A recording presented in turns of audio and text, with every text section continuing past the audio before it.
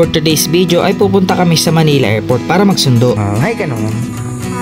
Si Sian naman inaantay niya yung van. Dito ay dumating na yung van kaya magbabiyahe na kami.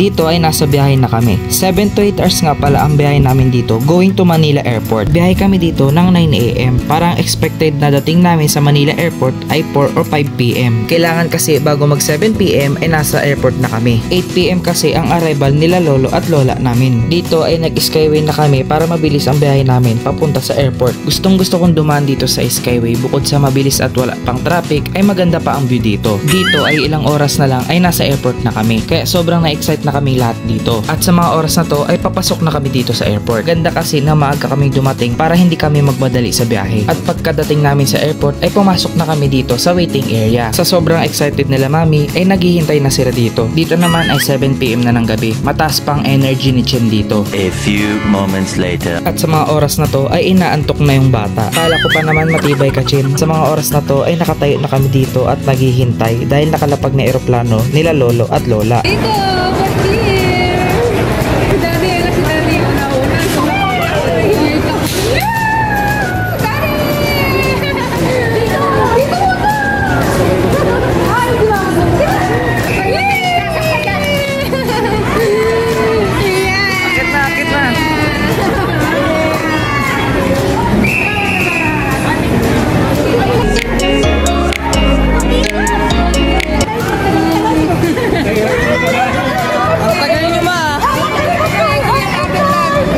Ito naman ay tinulungan na nila sila lolo at lola sa luggage at sa mga box nilang dala. Dito ay sobrang saya dahil sa haba ng panahon na hindi namin sila nakasama. Ngayon ay kasama na namin sila. Kaya dito guys ay pauwi na kami. At dito ay palabas na kami ng airport at magbabiyahe na kami pauwi. Thanks for watching!